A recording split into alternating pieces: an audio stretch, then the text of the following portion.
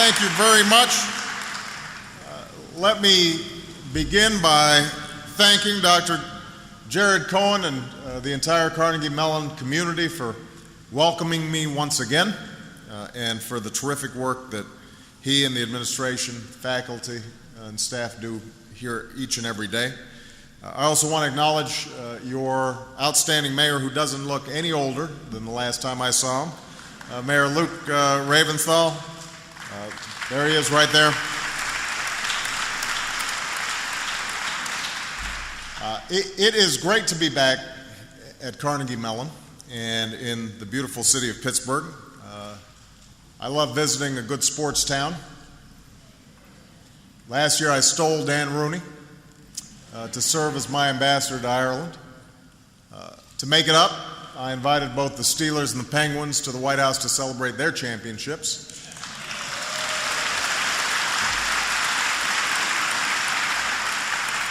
Now, seeing how the Blackhawks are headed to Philly tonight with a 2-0 lead in the Stanley Cup Finals, I'm just glad that we're on this side of the state. I noticed that a couple of people said they were rooting for the Blackhawks, which tells me something about the rivalry between Pittsburgh and Philly. Of course, we meet here at an incredibly difficult time for America. Among other things, it's a time when the worst environmental disaster of its kind in our nation's history is threatening the Gulf Coast and the people who live there. Right now, stopping this oil spill and containing its damage is necessarily the top priority, not just of my administration, but I think of the entire country. And we're waging this battle every minute of every day. But at the same time, we're continuing our efforts to recover and rebuild from an economic disaster that has touched the lives of nearly every American. And that's what I want to talk about today. The state of our economy, the future we must seize, and the path we chose to get there. It has now been a little over 16 months since I took office amid one of the worst economic storms in our history. And to navigate that storm, my administration was forced to take some dramatic and unpopular steps. And these steps have succeeded in breaking the free fall. We're again moving in the right direction. An economy that was shrinking at an alarming rate when I became president has now been growing for 3 consecutive quarters. After losing an average of 750,000 jobs a month during the winter of last year, we've now added jobs for 5 of the last 6 months, and we expect to see strong job growth in Friday's report. The taxpayer money it costs to shore up the financial sector and the auto industry, that's being repaid. And both GM and Chrysler are adding shifts and operating at a profit. So despite temporary setbacks, uncertain world events, and the resulting up and downs of the market, this economy is getting stronger by the day. Now, that doesn't mean this recession is by any means over for the millions of Americans who are still looking for a job or a way to pay the bills.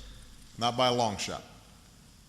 The devastation created by the deepest downturn since the Great Depression has hit people and communities across our country very hard. And it's not going to be a real recovery until people can feel it in their own lives. In the immediate future, this means doing whatever is necessary to keep the recovery going and to spur job growth. But in the long term, it means recognizing that for a lot of middle-class families, for entire communities in some cases, a sense of economic security has been missing since long before the recession began. Over the last decade, these families saw their incomes decline. They saw the costs of things like health care and college tuition reach record highs. They lived through a so-called economic expansion that generated slower job growth than at any prior expansion since World War II. Some people have called the last 10 years the lost decade. So the anxiety that's out there today isn't new. The recession has certainly made it worse. But that feeling of not being in control of your own economic future, that sense that the American dream might slowly be slipping away, that's been around for some time now. And for better or for worse, our generation of Americans has been buffeted by tremendous forces of economic change. Long gone are the days when a high school diploma could guarantee a job at a local factory. Now, when so many of those factories have moved overseas. Pittsburgh, a city that once was defined by the steel industry, knows this better than just about anybody. And today, the ability of jobs and entire industries to relocate where there's skilled workers and an internet connection has forced America to compete like never before. From China to India to Europe, other nations have already realized this. They're putting a greater emphasis on math and science and demanding more from their students. Some countries are building high-speed railroads and expanding broadband access. They're making serious investments in technology and clean energy because they want to win the competition for those jobs. So we can't afford to stand pat while the world races by. The United States of America did not become the most prosperous nation on earth by sheer luck or happenstance. We got here because each time a generation of Americans has faced a changing world, we have changed with it. We have not feared our future, we have shaped it. America does not stand still, we move forward. And that's why I've said that as we emerge from this recession, we can't afford to return to the pre-crisis status quo. We can't go back to an economy that was too dependent on bubbles and debt and financial speculation. We can't accept economic growth that leaves the middle class owing more and making less. We have to build a new and stronger foundation for growth and prosperity, and that's exactly what we've been doing for the last 16 months. It's a foundation based on investments in our people and their future. Investments in the skills and education we need to compete. Investments in a 21st century infrastructure for America, from high-speed railroads to high-speed internet. Investments in research and technology, like clean energy, that can lead to new jobs and new exports and new industries. This new foundation is also based on reforms that will make our economy stronger and our businesses more competitive. Reforms that will make healthcare cheaper, our financial system more secure, and our government less burdened with debt. In a global economy, we can't pursue this agenda in a vacuum. At the height of the financial crisis, the coordinated action we took with the nations of the G20 prevented a global depression and helped restore worldwide growth. And as we've recently witnessed in Europe, economic difficulties in one part of the world can affect everybody else. And that's why we have to keep on working with the nations of the G20 to pursue more balanced growth. That's why we need to coordinate financial reform with other nations so that we avoid a global race to the bottom. It's why we need to open new markets and meet the goal of my National Export Initiative, to double our exports over the next 5 years. And it's why we need to ensure that our competitors play fair and our agreements are enforced. This, too, is part of building a new foundation.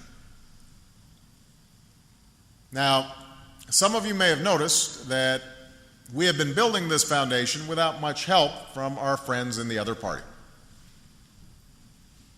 From our efforts to rescue the economy, to health insurance reform, to financial reform, most have sat on the sidelines and shouted from the bleachers. They said no to tax cuts for small businesses, no to tax credits for college tuition, no to investments in clean energy. They said no to protecting patients from insurance companies and consumers from big banks. And some of this, of course, is just politics. Before I was even inaugurated, the congressional leaders of the other party got together and made a calculation that if I failed they'd win. So when I went to meet with them about the need for a Recovery Act, in the midst of crisis, they announced they were against it before I even arrived at the meeting. Before we even had a health care bill, a Republican senator actually said, if we're able to stop Obama on this, it will be his Waterloo. It will break him. So those weren't very hopeful signs. But to be fair, a good deal of the other party's opposition to our agenda has also been rooted in their sincere and fundamental belief about the role of government. It's a belief that government has little or no role to play in helping this nation meet our collective challenges. It's an agenda that basically offers two answers to every problem we face: more tax breaks for the wealthy and fewer rules for corporations. The last administration called this recycled idea the ownership society. But what it essentially means is that everyone is on their own. No matter how hard you work, if your paycheck isn't enough to pay for college or health care or child care, well, you're on your own. If misfortune causes you to lose your job or your home, you're on your own. And if you're a Wall Street bank or an insurance company or an oil company, you pretty much get to play by your own rules, regardless of the consequences for everybody else. Now, I've never believed that government has all the answers. Government cannot and should not replace businesses as the true engine of growth and job creation. Government can't instill good values and a sense of responsibility in our children. That's a parent's job. Too much government can deprive us of choice and burden us with debt. Poorly designed regulations can choke off competition and the capital that businesses need to thrive. I understand these arguments, and it's reflected in my policies. After all, 1/3 of the Recovery Act we designed was made up of tax cuts for families and small businesses. And when you think back to the health care debate, despite calls for a single-payer, government-run health care plan, we passed reform that maintains our system of private health insurance. But I also understand that throughout our nation's history, we have balanced the threat of overreaching government against the dangers of an unfettered market. We've provided a basic safety net because any one of us might experience hardship at some time in our lives and may need some help getting back on our feet. And we've recognized that there have been times when only government has been able to do what individuals couldn't do and corporations wouldn't do. That's how we have railroads and highways, public schools, and police forces. That's how we've made possible scientific research that has led to medical breakthroughs like the vaccine for hepatitis B and technological wonders like GPS. That's how we have Social Security and a minimum wage and laws to protect the food we eat and the water we drink and the air that we breathe. That's how we have rules to ensure that mines are safe. And yes, that oil companies pay for the spills that they cause. Now, there have always been those who've said no to such protections, no to such investments. There were accusations that Social Security would lead to socialism and that Medicare was a government takeover. There were bankers who claimed the creation of federal deposit insurance would destroy the industry. And there were automakers who argued that installing seat belts was unnecessary and unaffordable. There were skeptics who thought that cleaning our water and our air would bankrupt our entire economy. And all of these claims proved false. All of these reforms led to greater security and greater prosperity for our people and our economy. So what was true then is true today. As November approaches leaders in the other party will campaign furiously on the same economic arguments they've been making for decades. Fortunately, we don't have to look back too many years to see how their agenda turns out. For much of the last 10 years, we've tried it their way. They gave us tax cuts that weren't paid for to millionaires who didn't need them. They gutted regulations and put industry insiders in charge of industry oversight. They shortchanged investments in clean energy and education, in research and technology. And despite all their current moralizing about the need to curb spending, this is the same crowd who took the record $237 billion surplus that President Clinton left them and turned it into a record $1.3 trillion deficit. So we know where those ideas lead us. And now we have a choice as a nation. We can return to the failed economic policies of the past, or we can keep building a stronger future. We can go backward, or we can keep moving forward. And I don't know about you, but I want to move forward. I think America wants to move forward. Now, the first step in building a new foundation that allows us to move forward has been to address the costs and risks that have made our economy less competitive. Outdated regulations, crushing healthcare costs, and a growing debt. To start with, we can't compete as a nation if the irresponsibility of a few folks on Wall Street can bring our entire economy to its knees. That's why we're on the verge of passing the most sweeping financial reform since the Great Depression.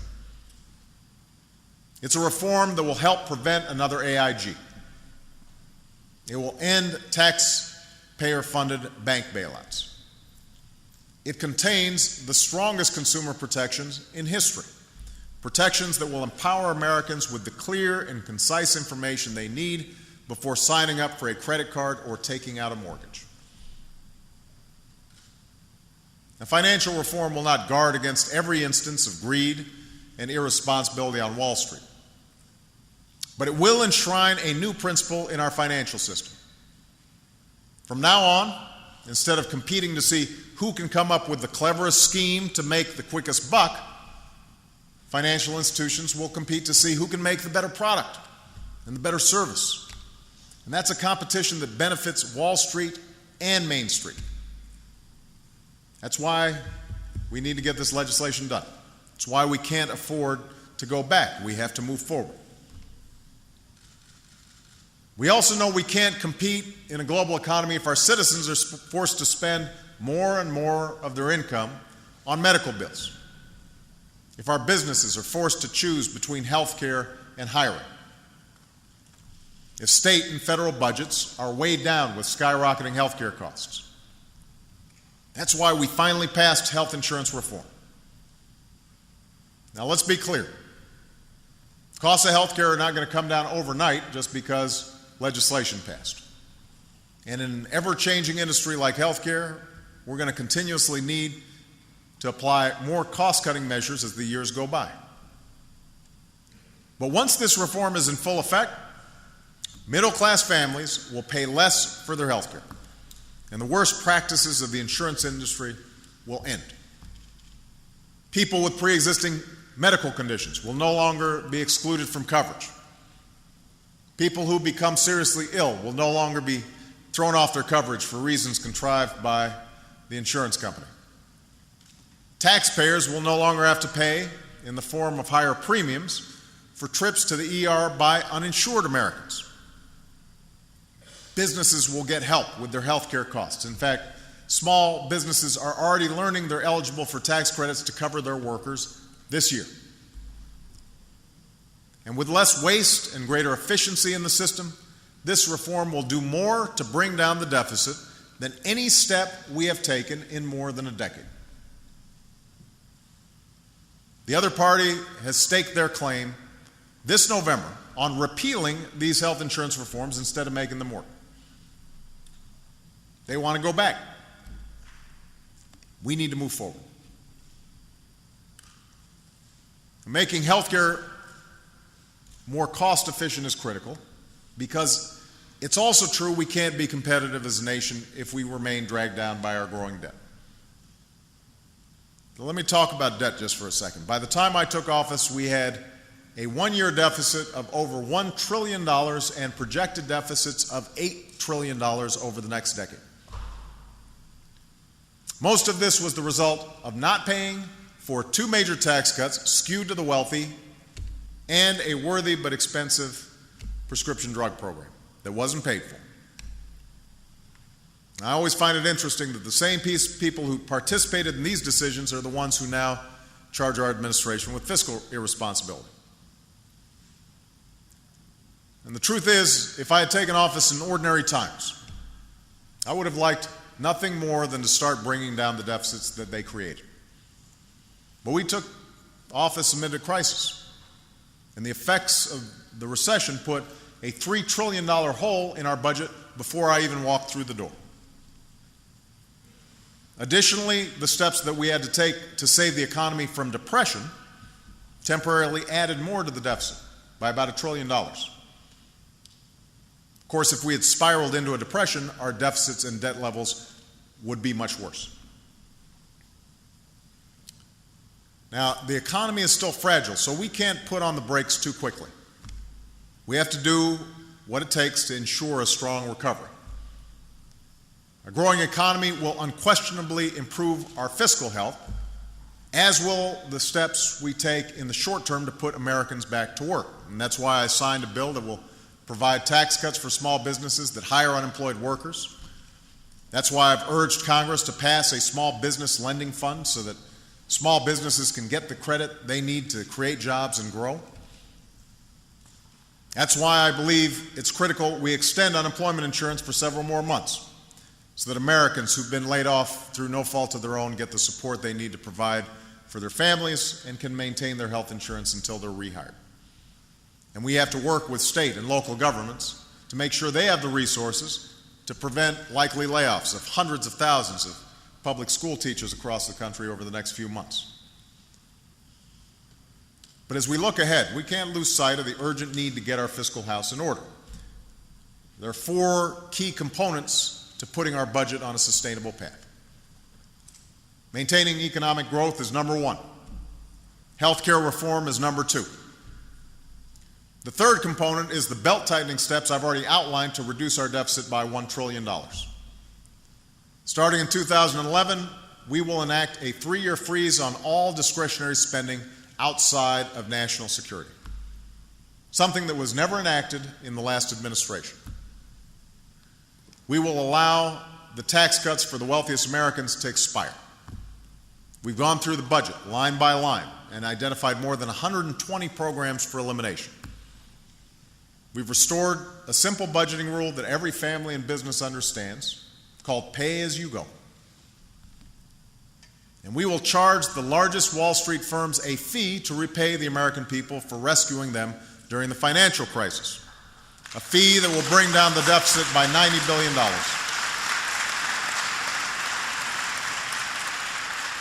A fee that will bring down the deficit by $90 billion over the next decade.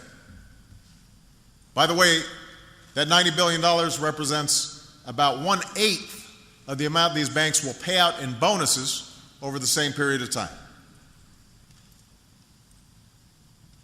Now, finally, the fourth component in improving our fiscal health is the bipartisan fiscal commission that I've established that will provide a specific set of solutions by the fall to deal with our medium and long-term deficit. And I have to warn you, this will not be easy. I know that some like to make the argument that if we would just eliminate pork barrel projects and foreign aid, we could eliminate our deficit. Turns out such spending makes up just 3% of our deficit.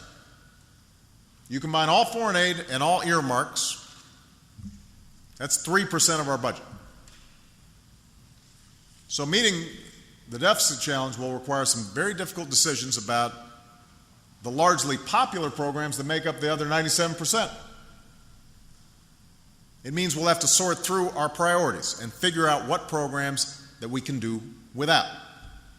On this point, I strongly agree with my friends in the other party. What I don't agree with is the notion that we should also sacrifice critical investments in our people and our future. If you're a family who's tightening your belt, you will definitely sacrifice going out to dinner. But you're not going to sacrifice saving for your child's college education. It's precisely our investments in education and innovation that will make America more competitive in the 21st century. And we can't go back, we've got to move forward.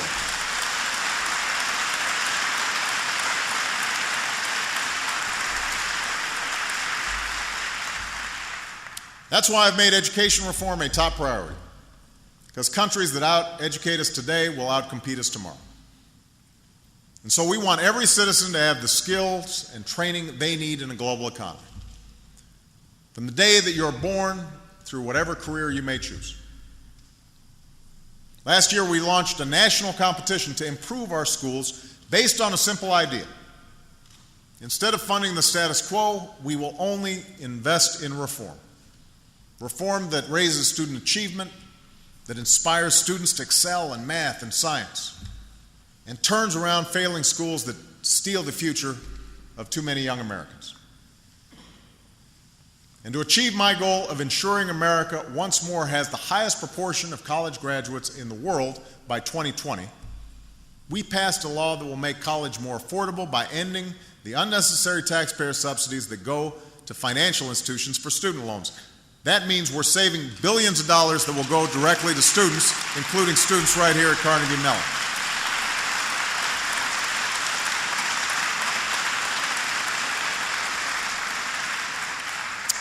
It's a bill that will also revitalize our community colleges, which are a career pathway to the children of so many working families. In addition to training our workers for the jobs of the future, we're also investing in the innovation that will create those jobs here in America. The research, the technology, the infrastructure that will secure our economic future. Right now, as we speak, the Recovery Act is putting Americans to work building a 21st century America. There's no reason China should have the fastest trains or that rural Pennsylvania should be without high-speed internet access. We've got to make those investments. From the first railroads to the interstate highway system, this nation has always been built to compete. So we're going to invest and are investing right now in new infrastructure, expanding broadband, health information technology, advanced manufacturing facilities, America's first high-speed rail network.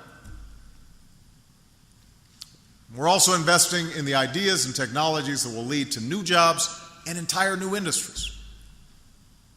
Consider what we've done with clean energy. The tax credits and loan guarantees in the Recovery Act alone will lead to 720,000 clean energy jobs in America by 2012. 720,000.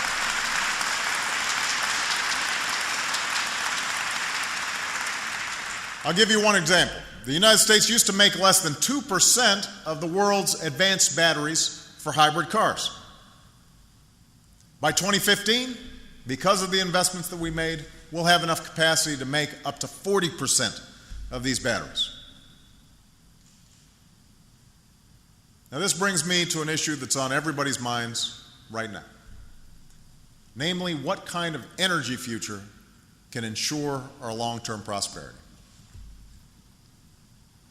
The catastrophe unfolding in the Gulf right now may prove to be a result of human error, or of corporations taking dangerous shortcuts to compromise safety, or a combination of both.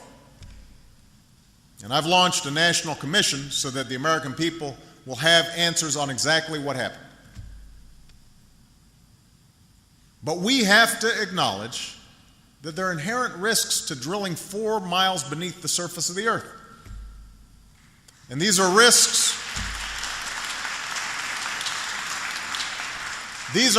that are bound to increase the harder oil extraction becomes. We also have to acknowledge that an America run solely on fossil fuels should not be the vision we have for our children and our grandchildren.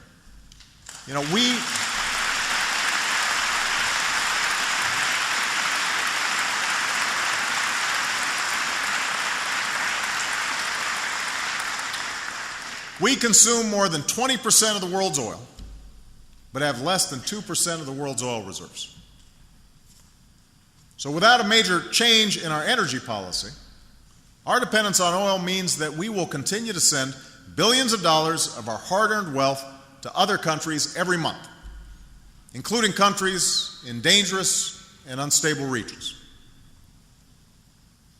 In other words, our continued dependence on fossil fuels will jeopardize our national security, it will smother our planet, and it will continue to put our economy and our environment at risk.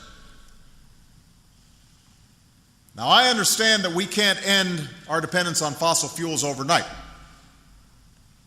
That's why I supported a careful plan of offshore oil production as one part of our overall energy strategy. But we can pursue such production only if it's safe and only if it's used as a short-term solution while we transition to a clean energy economy. And the time has come to aggressively accelerate that transition. The time has come, once and for all, for this nation to fully embrace a clean energy future.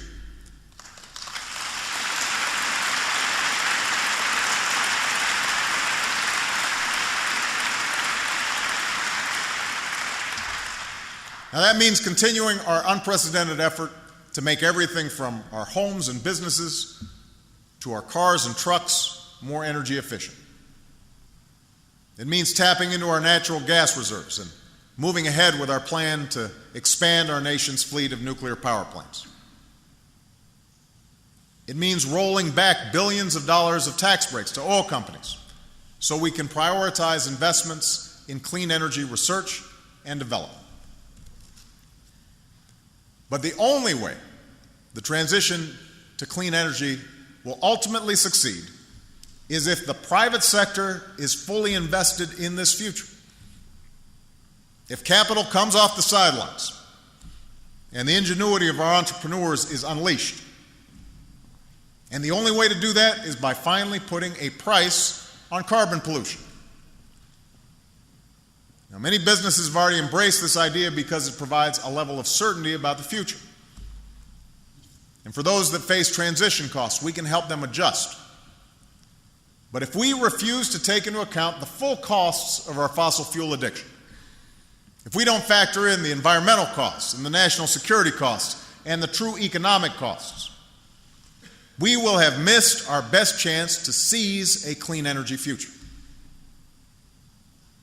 The House of Representatives has already passed a comprehensive energy and climate bill. And there's currently a plan in the Senate, a plan that was developed with ideas from Democrats and Republicans that would achieve the same goal.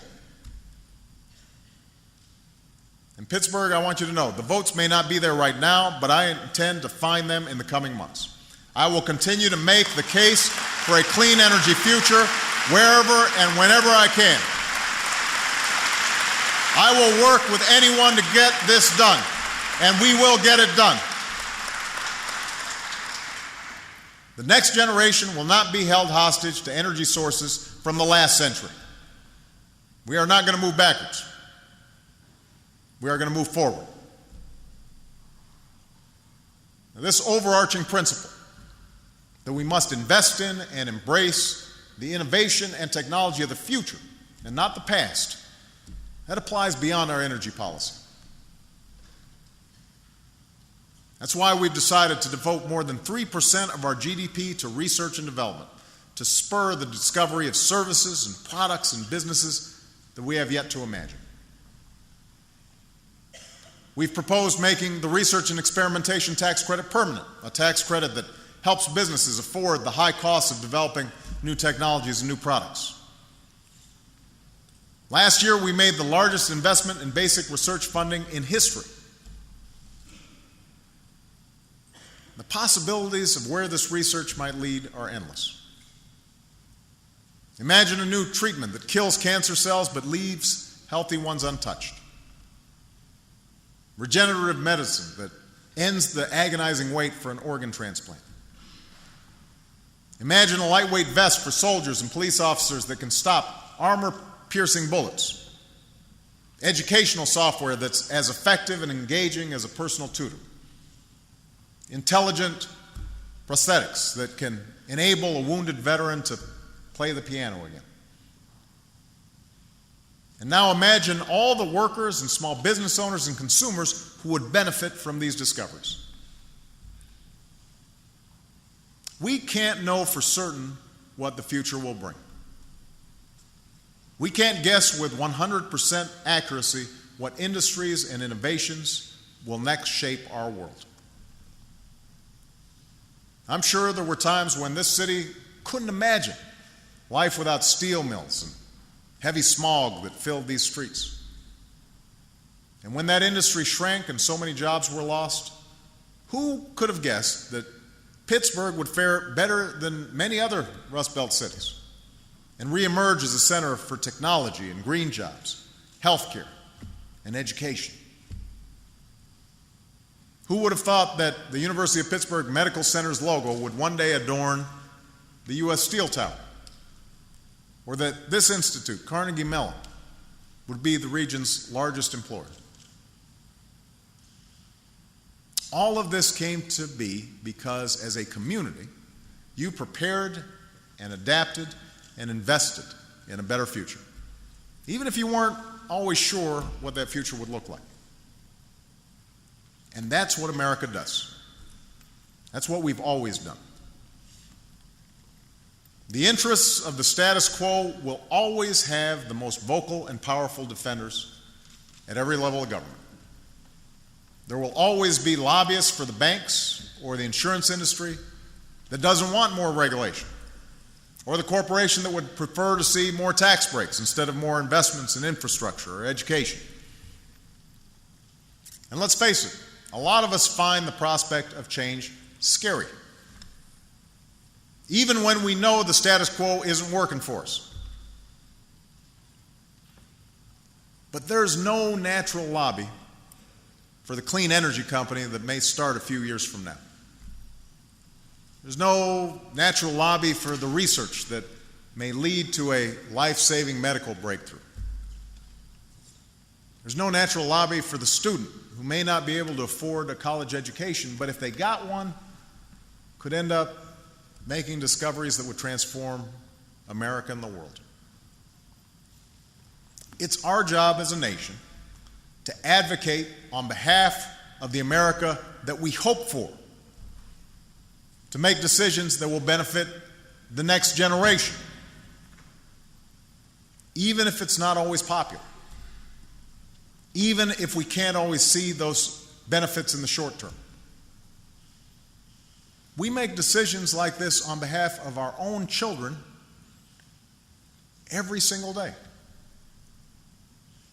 And while it's harder to do with an entire country as large and diverse as ours, it's no less important. The role of government has never been to plan every detail or dictate every outcome. At its best, government has simply knocked away barriers to opportunity and laid the foundation for a better future.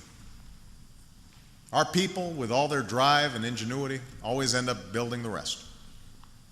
And if we can do that again, if we can continue building that foundation and making those hard decisions on behalf of the next generation, I have no doubt that we will leave our children the America that we all hope for. Thank you very much, everybody. God bless you. God bless the United States of America.